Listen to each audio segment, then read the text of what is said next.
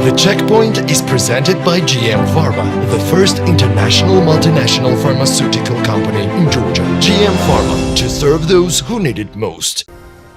Electricity consumption in Georgia is going to rise up to 4% this year compared to the 2021 Ministry of Economy reports. Estimated level of consumption is around 40 billion and 300 million kilowatt-hour this year. As long as local generation isn't enough to cover our demand, the government already has projected 2.3 billion kilowatt-hour of electricity imports from neighboring countries. How should the government and business sector respond to this challenge? We gave this question to the executive director of the Georgian Business Association. Levan vepkhvadze thinks that in order to construct new power plants and this way get rid of the increasing electricity imports, the Georgian government has to solve problems with local communities in different regions of our country. Electricity consumption is highly correlated with economic growth, and when economic growth is like two digits figures, then what we have finally is the huge energy and electricity consumption on electricity market as well.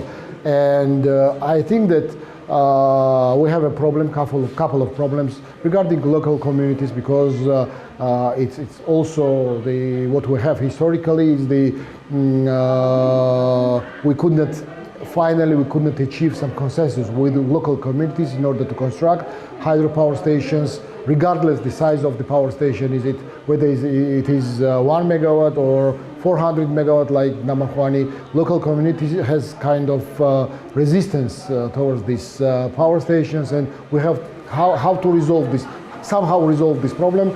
And what we need is the involvement of the government in these discussions, because it is not sensible and it is not reasonable to have direct communication between investors and local communities in situation when sometimes we have foreign investors and they are speaking on different languages and they have different mentality, different cultural background, and that's why it creates additional problem and burden on the situation.